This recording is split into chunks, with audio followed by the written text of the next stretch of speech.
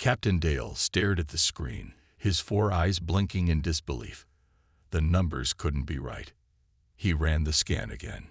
Computer, verify planetary classification for Sol 3. The computer beeped.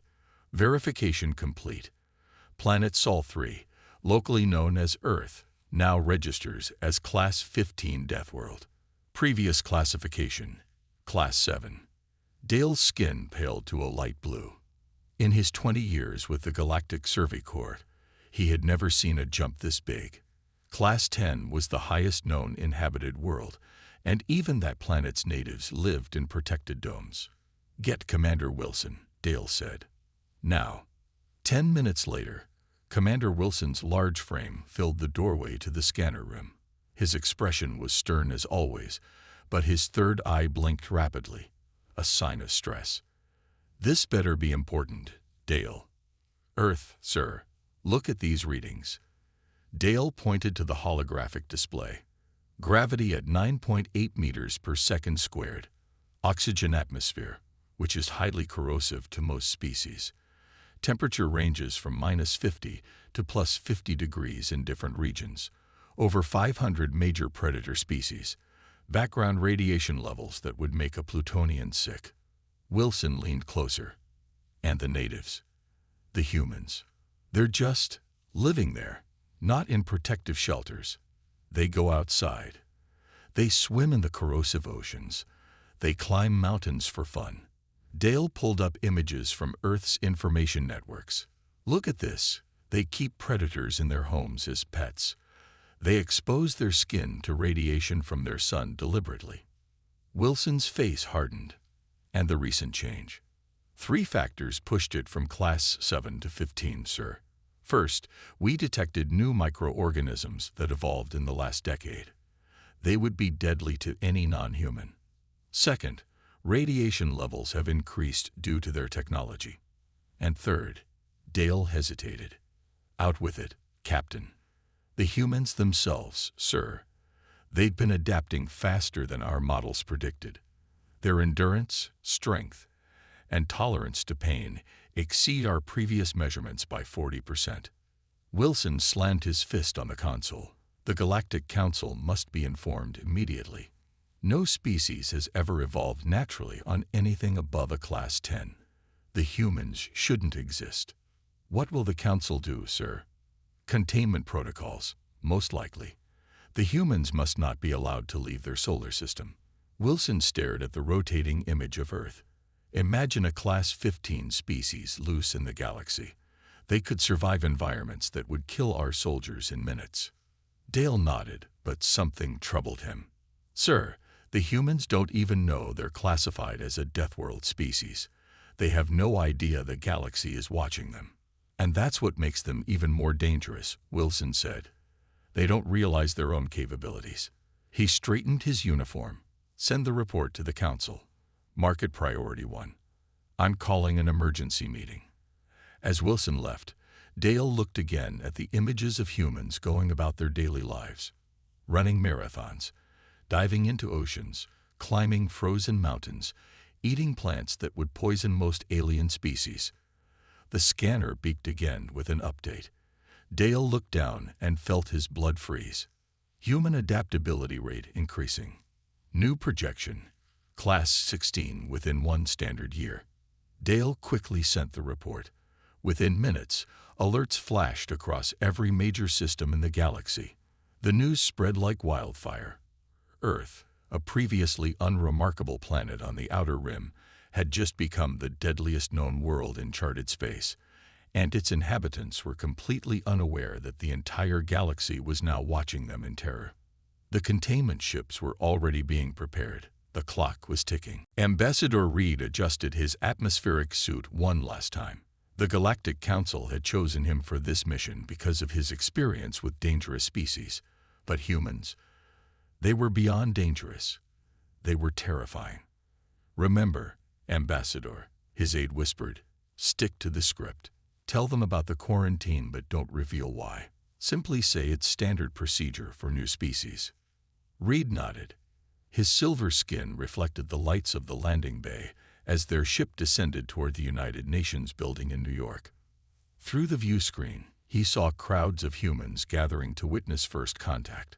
They looked so normal. It was hard to believe these creatures could survive conditions that would kill most galactic citizens instantly. 2 hours later, Reed stood before the UN Security Council. Cameras broadcast the historic meeting worldwide. "People of Earth," Reed began, his translator converting his high-pitched sounds into human language. "The Galactic Council welcomes you. I regret to inform you that your planet must be temporarily quarantined while we process your admission to the galactic community." A human female stood up. "I'm President Bell. May I ask why a quarantine is necessary? We've prepared for this day for decades. Our scientists have developed clean energy, reduced pollution, and ended most diseases." Reed hesitated. The script said to be vague, but these humans deserved some truth. "The quarantine is for the galaxy's protection," he said finally. "Your world has been classified as a Class 15 Deathworld." Murmurs spread through the room. "What does that mean?" President Bell asked. Reed's third eye blinked nervously. "It means humans have evolved under conditions so extreme that you've developed abilities the rest of the galaxy finds concerning." Abilities. A human male in a military uniform looked interested. "What kind of abilities?" "You can survive radiation that would kill most species. You can endure pain that would stop others' hearts. Your bones are incredibly dense. Your bodies fight off microscopic invaders automatically. You eat plants that are toxic to most life forms. You willingly jump into water for enjoyment. Water, which dissolves most galactic citizens." The room fell silent. Then someone laughed. "Those aren't special abilities," President Bell said. "That's just being human." "Exactly," Reed replied. "And that's what terrifies the galaxy." Suddenly, Reed felt his breathing tube clog. His filtration system had failed, a malfunction in Earth's heavy gravity.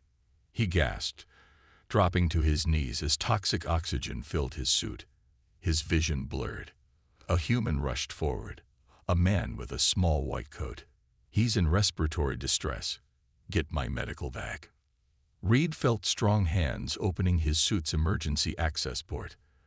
The human should have been burned by Reed's natural skin secretions, but he didn't even flinch.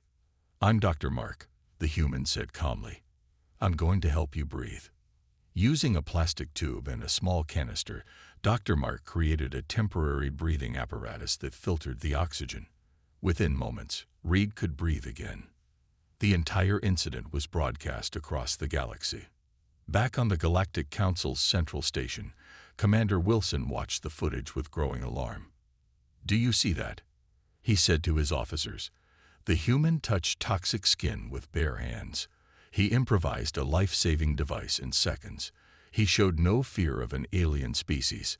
One officer shook her head. "What's worse is that they don't even think it's special. To them, it's just normal." Wilson nodded grimly. "Strengthen the quarantine fleet. We can't let these humans spread throughout the galaxy. They're too unpredictable, too adaptable." Meanwhile, on Earth, Dr. Mark helped Ambassador Reed back to his feet. "Thank you," Reed said, genuinely surprised. "You saved my life." "Anyone would have done the same," Dr. Mark replied. And that, Reed realized with a chill, was exactly what made humans so dangerous, and perhaps so valuable. Tom wiped sweat from his forehead as he hiked through Yellowstone National Park. As a park ranger, he knew every trail and hidden spot. But today, something was different. The wildlife was acting strange. Birds had gone quiet, and even the insects seemed to be avoiding a particular area near the old woods. "Probably just a bear," Tom muttered to himself. Still, he gripped his walking stick tighter and moved carefully toward the disturbance. What he found was definitely not a bear. A figure crouched by a stream, collecting water samples. It had 6 limbs, blue-tinted skin, and what looked like transparent membranes covering its 3 eyes. A breathing mask covered the lower part of its face. Tom froze. The alien hadn't noticed him yet. "Don't move," Tom said calmly, though his heart raced. "I'm not going to hurt you." The alien jumped up, dropping its equipment. "Human," it squeaked through some kind of translator. "Please, I mean no harm." "I figured that," Tom replied, slowly lowering his stick. "You're collecting water samples, not building a death ray. You're a scientist, right?" The alien seemed surprised by Tom's calm reaction. "Yes, my name is Alan. I study biology across different worlds." "And you've been studying Earth. For how long?" "3 of your years," Alan admitted. "We have small observation posts hidden around your planet." Tom whistled. 3 years without being noticed. That's impressive. He sat down on a nearby log.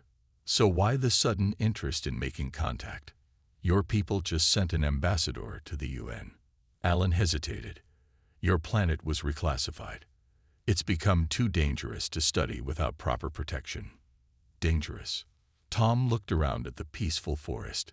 "It's just Yellowstone." "Your just Yellowstone sits on a supervolcano that could end all life on this continent," Alan said. "You have bears that could tear through our protective suits like paper. The water here contains microbes that would dissolve my insides. Even your air would burn my lungs without this mask." Tom frowned. "If Earth is so dangerous, why study it at all?" "Because it's impossible," Alan replied, sitting across from Tom. "No intelligent species should have evolved in these conditions. Your gravity alone should have prevented complex life from developing." "What do you mean?" Alan's device projected a holographic chart. "This is the classification system. Planets rated 1 to 3 are paradise worlds. Perfect temperatures, low gravity, no predators, minimal radiation. Most advanced species evolved there. And Earth. You were a Class 7, which was already extreme. But recent scans show you've reached Class 15. What changed?" Tom asked. Alan pointed to different readings. "Your microorganisms have become more diverse. Your radiation levels have increased with your technology. And you, humans, have continued to adapt in ways our models didn't predict." "We're just living our lives," Tom said. "That's what's so frightening to the galaxy," Alan replied. "What you consider normal daily activities would kill most species. You drink poison for pleasure, alcohol, caffeine. You deliberately expose yourselves to radiation from your sun. You jump from high places with only a piece of fabric to slow your fall." Tom laughed. "You mean sunbathing and parachuting. Those are just hobbies. Hobbies that would be suicide for any other species," Alan said seriously. "The way you ignore pain, how you continue functioning with broken bones, how you can go days without sleep, these are survival traits from a death world." As they talked, Alan's scanner beeped. "A storm is coming. We should find shelter." Tom looked up. Dark clouds were gathering. "It's just a thunderstorm. We get them all the time." "Your just a thunderstorm contains enough electrical energy to power my homeworld for a day," Alan said, hurriedly packing his equipment. "And you talk about it like it's nothing." As rain began to fall, Tom realized something important. What made Earth dangerous to aliens was exactly what had made humans strong. And now, the galaxy was watching humanity with both fear and fascination. "Come on," Tom said, helping Alan gather his samples. "I know a cave nearby. I'll show you how humans survive in a death world." Military Commander Vance paced the bridge of his flagship, the Enforcer, the largest quarantine fleet ever assembled. 500 warships hung in space around Earth's solar system. "Status report," Vance demanded. His second in command, Officer Mason, brought up a holographic display. "Containment field generators are in position, sir. Once activated, nothing will enter or leave this system." Vance nodded. "The Council has made its decision. These humans are too dangerous to join galactic society. Their abilities and their unpredictability make them a threat to stability." "Sir," Mason said hesitantly, Some council members argued the humans could be valuable allies. They survived conditions that would kill our best troops. That's exactly what makes them dangerous, Vance snapped. Begin the containment sequence. On Earth, President Bell addressed an emergency meeting of world leaders. Screens showed the alien fleets surrounding their planet. They're not here for peaceful contact, Bell said grimly. According to our sources, they plan to lock us in our own solar system, perhaps forever. An older man stood up. Madam President, I'm General Harris of Earth Defense. We've been preparing for this possibility. How? Someone asked. We don't have spaceships that can fight aliens. General Harris smiled slightly. Not officially, no. But for decades, we've recovered crashed alien scout ships. Our scientists have reverse-engineered some of their technology. Gasps filled the room. We have 20 prototype defense vessels hidden in underground bases, Harris continued. They're not as advanced as their ships, but they're armed and ready. President Bell looked troubled. I don't want war with the galaxy. Neither do I, Harris replied. But we need to show strength. If they see us as helpless, they'll never respect us. Bell nodded slowly. Launch the ships, but hold position. Don't fire unless fired upon. In space, Commander Vance received an urgent message.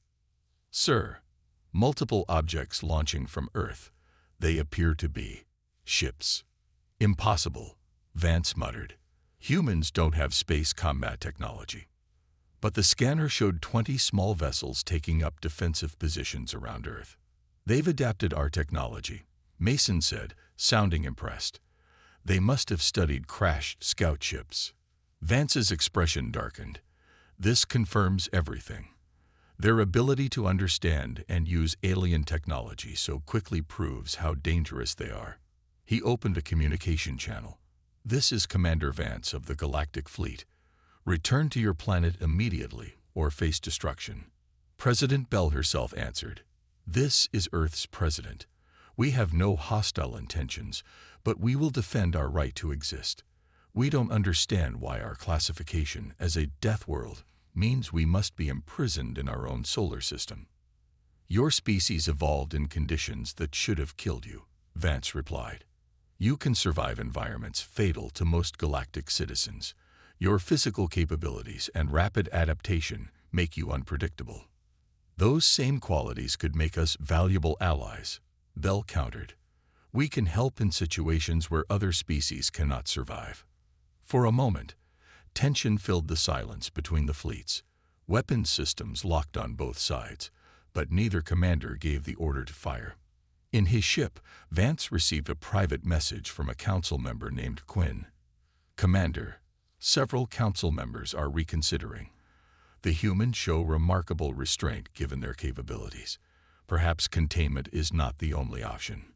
Vance frowned. Even the council was divided about these humans. Looking at the small Earth fleet bravely facing his massive armada, Vance felt something unexpected, a hint of respect. These creatures from a Deathworld had courage, at least. Hold position, he ordered his fleet. Let's see what these humans do next. The quarantine ships and Earth's defenders faced each other across the void of space, neither side willing to fire first. The fate of humanity hung in the balance. Professor Jones hadn't slept in 3 days. Her lab at the International Space Agency was filled with holographic displays showing the alien containment field generators positioned around Earth's solar system. I found something, she announced to the team of scientists and military personnel gathered around her. The containment field has a weakness in its energy pattern. It pulses every 12.8 minutes, creating a tiny gap. General Harris leaned forward. Can we use that gap to get ships through? Maybe 1 or 2 small vessels, Jones replied. But we'd need precise timing. That's our chance, Harris said. We need to show the galaxy we won't be caged. Meanwhile, aboard the Galactic Council station, researcher Quinn moved carefully through restricted areas. As a senior xenobiologist, she had access to most sections, but what she was doing now could be considered treason. Quinn believed humans could be valuable allies. Their unique adaptations might help solve problems that had stumped the galaxy for centuries. But Commander Vance and his supporters were determined to keep Earth quarantined forever. She entered a control room and quickly inserted a data chip into the main console. The program would create a brief power fluctuation in 3 of the containment ships, enough to widen the gap Professor Jones had discovered. For the future of the galaxy, Quinn whispered as she finished her work and slipped away. Back on Earth, 6 human pilots prepared for the most important mission in human history. They would fly through the gap in the containment field and spread out to different star systems before the aliens could catch them. Captain Mike checked his experimental ship one last time. Built using reverse-engineered alien technology, it was humanity's best effort at interstellar travel. Remember, General Harris told the pilots, "Your mission is diplomatic, not military. Show the galaxy what humans are really like." At exactly the right moment, the 6 ships launched. As predicted, Quinn's sabotage created a larger gap in the containment field. 5 ships made it through cleanly. Captain Mike's ship, however, was hit by an energy burst as the field tried to close. His engine exploded, and alarms blared throughout the cockpit. The ship spun out of control, leaking oxygen. Commander Vance watched in shock as human ships broke through his supposedly impenetrable barrier. "Shoot them down," he ordered. "Sir," Officer Mason replied, "they've already jumped to light speed in different directions, but one ship is damaged and drifting." On the damaged ship, Captain Mike worked quickly despite his broken arm and the painful burns covering his right side. The ship was failing, but he refused to die here. Using tools and spare parts, he jury-rigged a temporary engine bypass. "Impossible," Mason whispered as they watched the human ship stabilize. "The pilot should be dead." That explosion released enough radiation to kill any living being. "Not a human from a Class 15 Deathworld," Vance said grimly. "Look, he's actually repairing the ship while injured." The galaxy watched through transmitted feeds as Captain Mike, bleeding and burned, continued working in an environment that would kill most species instantly. With broken bones and failing life support, he managed to restart his engines. "This is exactly what we feared," Vance said. "Their ability to survive should have killed them. Their endurance is unnatural." Across the galaxy, the other 5 human ships emerged from lightspeed near different populated systems. The humans introduced themselves peacefully, shared information about Earth, and requested dialogue. But it was the footage of injured Captain Mike surviving impossible conditions that truly captured the galaxy's attention. Species across thousands of worlds watched in horror and fascination as a human demonstrated exactly why Earth's classification had jumped to Class 15. The containment had failed. Humans were loose in the galaxy, and nothing would ever be the same. The news spread faster than light speed across the galaxy. Humans had escaped Earth's quarantine. Within days, stories about these Deathworlders filled every information network. Lock your doors. Check your atmospheric seals. Humans can survive in almost any environment, and might be coming to your system next. This warning flashed across screens on the peaceful garden world of Turf4. Its residents, the plant-like Terrans, were among the oldest species in the galaxy. They had evolved on a Class 2 paradise world with no predators, mild weather, and gentle gravity. When a human diplomatic ship entered their system, the entire planet went into lockdown. Ambassador Lisa stood on the bridge of the Earth vessel Hope and sighed as another communication request was denied. "They're terrified of us," she told her crew. "The galactic media is spreading horror stories about humans." Her communications officer nodded. "Look at this broadcast. They're claiming we eat poison for pleasure and deliberately break our bones to make them stronger." Lisa laughed. "Well, some humans do eat very spicy food, and weight-bearing exercise does strengthen bones. But they're twisting the facts." After 3 days of waiting, a Terran ship finally approached. Their ambassador spoke through heavy filters, as if afraid human breath might contaminate their air. "Why have you come to our system?" the Terran asked nervously. "To establish peaceful relations," Lisa replied. "Earth wishes to join the galactic community as equals, not prisoners. But you are from a Class 15 Deathworld. Your very existence defies natural law." Lisa smiled. "We're just people who evolved in different conditions. We don't mean any harm." The conversation continued cautiously. When Lisa mentioned hiking as a hobby, the Terrans seemed horrified. "You deliberately walk long distances over rough terrain for enjoyment?" their ambassador asked. "Some of us climb mountains too," Lisa added, not realizing she was confirming their worst fears. The meeting ended with the Terrans promising to consider diplomatic relations. As the human ship departed, the Terran ambassador sent an urgent warning to neighboring systems. The humans speak of peaceful relations, yet they casually mention activities that would kill most species. Their endurance is terrifying. Not all planets reacted with fear, however. On the mining world Krell 7, humans were welcomed with excitement. The Krellians had been fighting a losing battle against the harsh conditions of their asteroid belt colonies.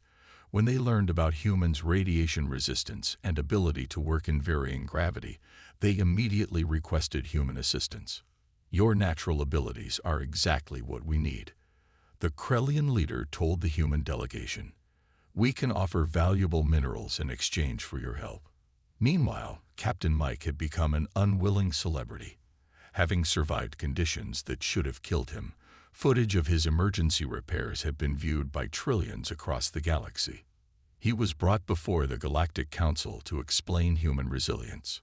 "I just did what anyone would do," Mike said, uncomfortable with the attention. "That's precisely what concerns us," replied a council member. "What is extraordinary survival to us is merely Tuesday to humans." As humans made contact with more worlds, the galactic reaction remained divided. Some planets welcomed humans as potential allies against long-standing threats. Others closed their borders completely. The galactic media continued broadcasting warnings about human physical capabilities. They can regrow damaged tissue. They continue functioning despite blood loss. They deliberately expose themselves to environmental extremes as a recreational activity. Commander Vance watched these developments with growing concern. His containment had failed, and humans were spreading throughout the nearest star systems. Yet his worst fears of human aggression had not materialized. Instead, they seemed genuinely interested in peaceful contact. Perhaps these Deathworlders were not the monsters he had imagined, but they were definitely changing the galaxy, one frightened planet at a time. Emergency alarms blared throughout the Galactic Council station. Counselors from 100 worlds gathered around viewing screens, watching disaster unfold. The mining colony on Dracon 5 was facing extinction. A massive asteroid storm, far worse than predicted, was heading toward the colony's main habitat dome. The storm contained radioactive elements that would destroy their shields within hours. "We must evacuate immediately," one counselor said. "There are 10,000 colonists there." "Our evacuation ships cannot withstand those conditions," Commander Vance replied grimly. "The radiation levels are too high, and the asteroid density makes navigation nearly impossible. So we just let them die," researcher Quinn demanded. The room fell silent. Then a communication came through, from Earth. "This is President Bell. We're receiving your emergency broadcasts about Dracon 5. We want to help." The council members looked at each other in surprise. "How could you possibly help?" Vance asked. "This situation is beyond even our capabilities." "Not beyond human capabilities," Bell replied. "We've lived with radiation, storms, and dangerous environments for our entire existence. We're sending a rescue fleet immediately." Within hours, 20 Earth ships approached Dracon 5. They had been quickly modified with extra shielding and reinforced hulls. Captain Jack led the mission from his ship, Defender. "All ships, prepare for entry into the asteroid field," he ordered. "Remember your training. This isn't much worse than the solar radiation storms back home." The human ships plunged into conditions that would kill most galactic species within minutes. Across the galaxy, billions watched live feeds as humans navigated through flying rocks and radiation that made instruments malfunction. When a smaller asteroid struck one ship and breached its hull, the crew didn't panic. They sealed off sections, patched holes with emergency materials, and continued the mission despite being exposed to radiation levels that would kill most species instantly. On the Council station, Commander Vance watched in amazement. "They're not even wearing full protective suits," he said. "Just breathing masks and basic radiation gear. What is deadly to us is merely dangerous to them," Quinn replied. "This is why we should never have feared them." At the colony, panicked aliens watched as human ships docked one after another. The humans moved quickly and efficiently, helping colonists board their vessels. When the colony's power failed, humans worked in darkness that would blind most species. When part of the structure collapsed, humans lifted debris that would crush other rescuers. Captain Jack personally carried injured colonists to safety, ignoring his own radiation burns. His crew worked tirelessly, taking shifts only when absolutely necessary. As the last colonist boarded, the main habitat dome finally collapsed. The human ships escaped just in time, carrying all 10,000 colonists to safety.